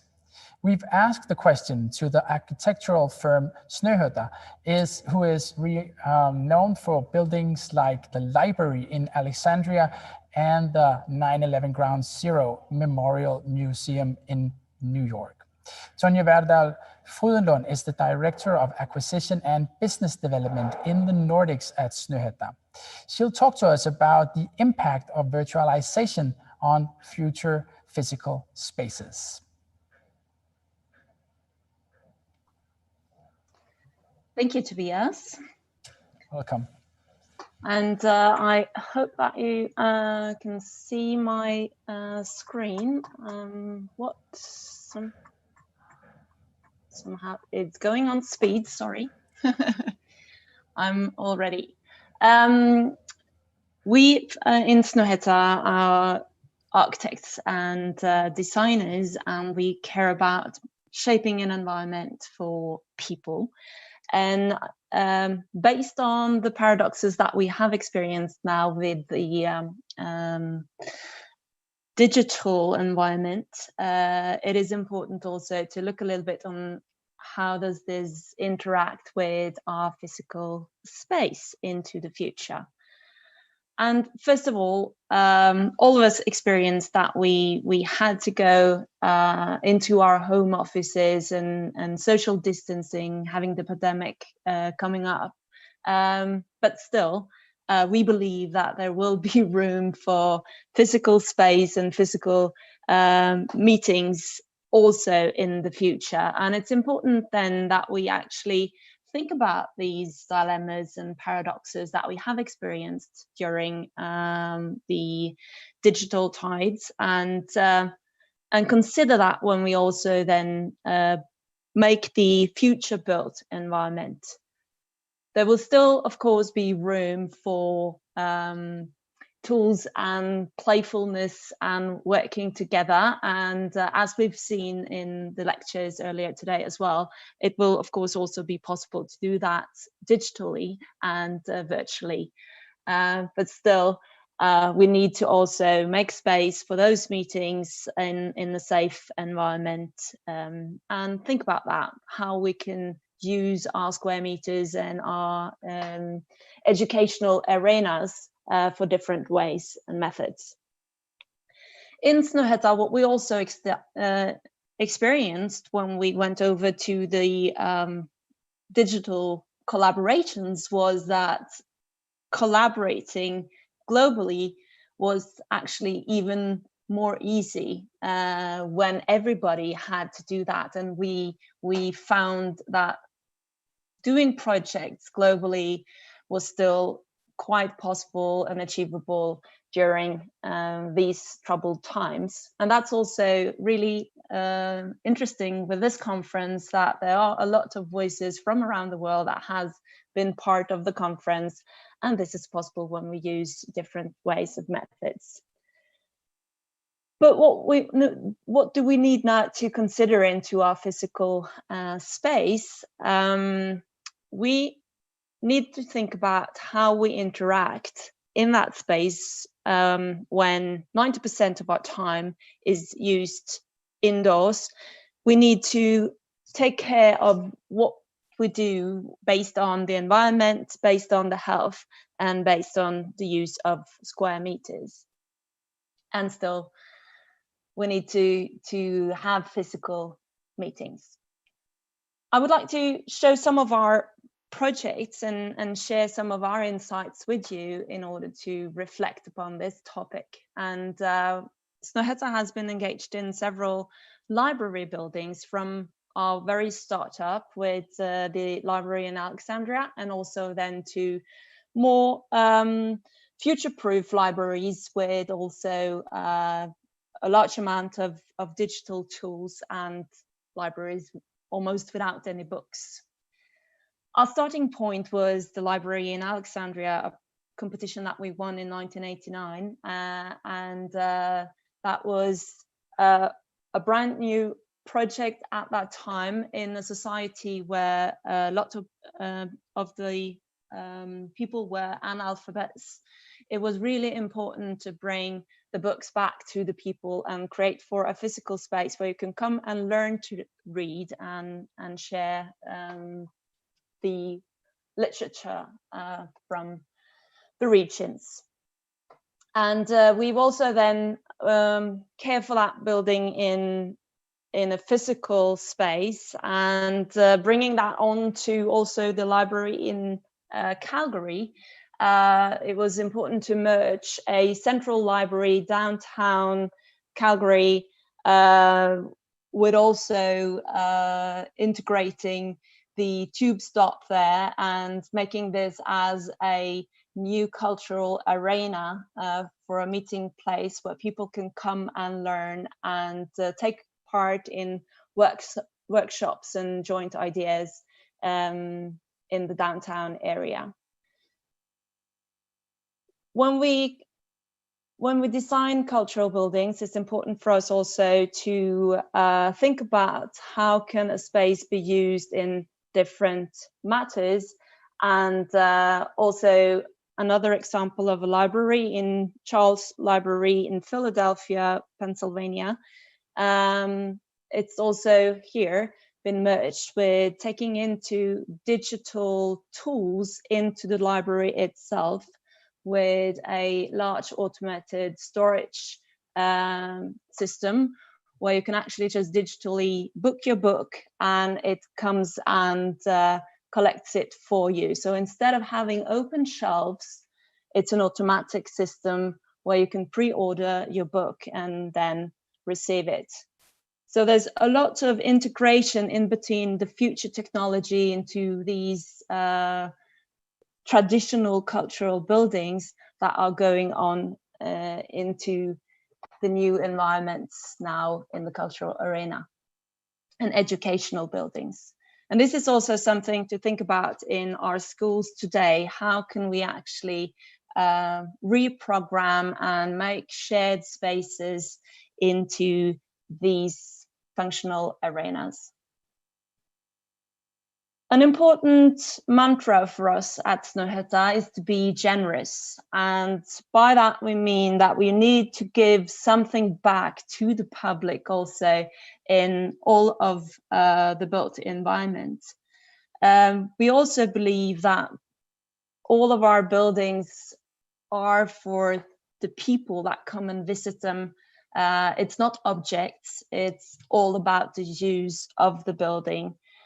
And that was important for us when it came to the functionality and the thoughts and the concept behind the opera and ballet in Oslo, where we've actually made a large public plaza onto the building, onto the roof of the building, and by that used the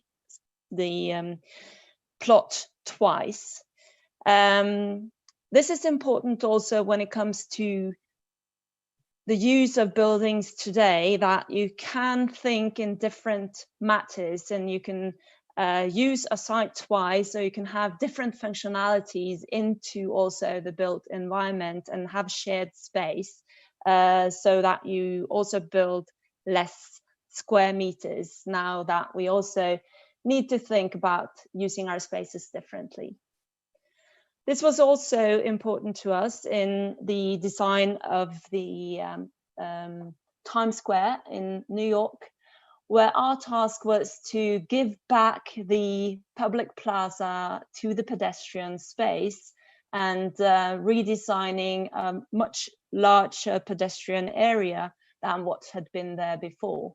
So giving back a piece of New York to the people and redesigning this space to a vibrant area where you can spend time alone, charging your phone onto the benches, or actually just use also the plaza for different activities.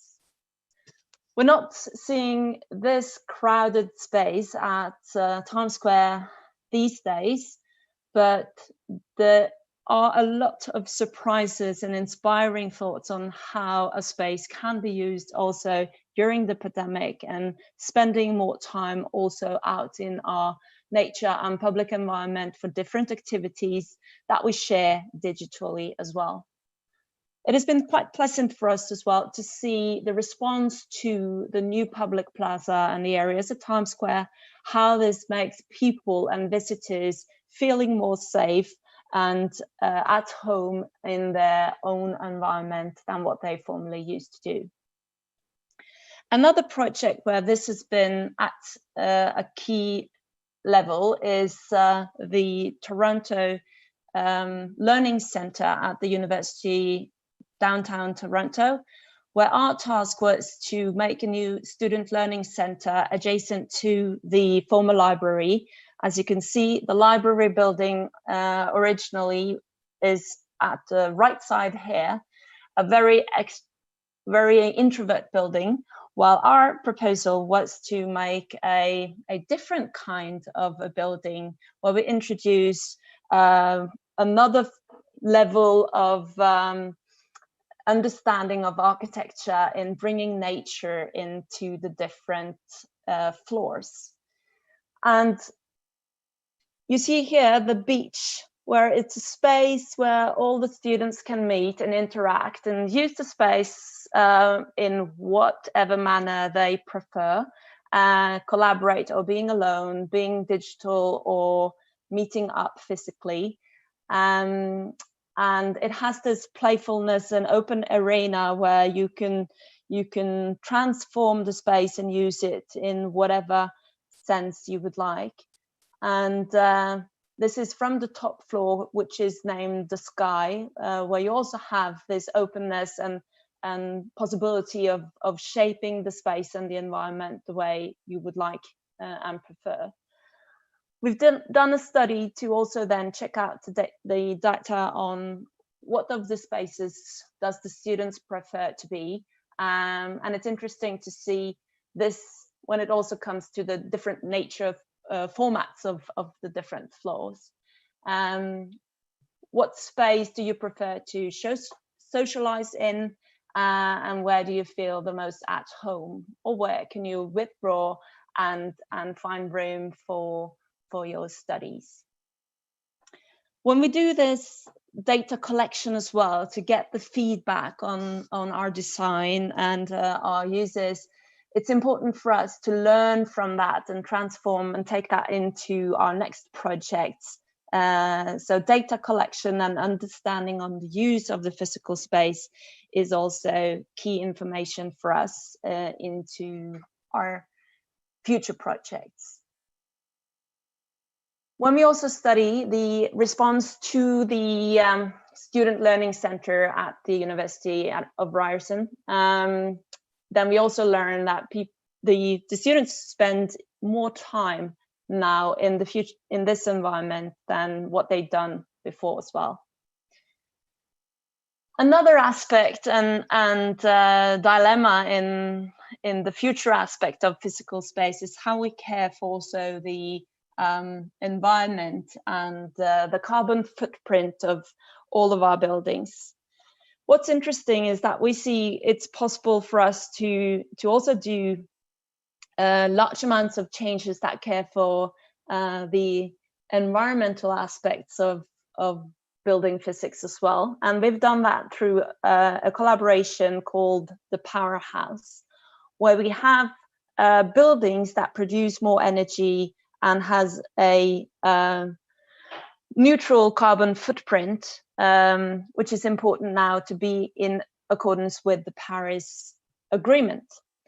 A project that I would like to share with you in this aspect is the Powerhouse Montessori School in Drøbak, where we've done a small compact high school as a plus energy building, zero carbon footprint.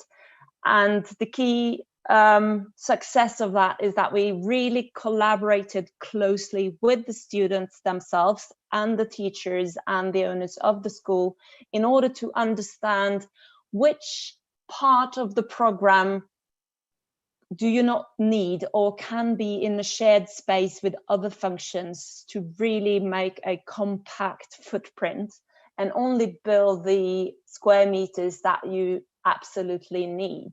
So trying to be even more challenging on the thought. So how can you share space? How can you build less? How can you actually care for your reducing your carbon footprint in the built environment was really some of the large topics discussed in that project. And we have been quite successful at that challenge, and we have built a compact, honest school with only a few carefully selected materials, where also the students have then a lot of shared space. They have a hallway which is filled also with the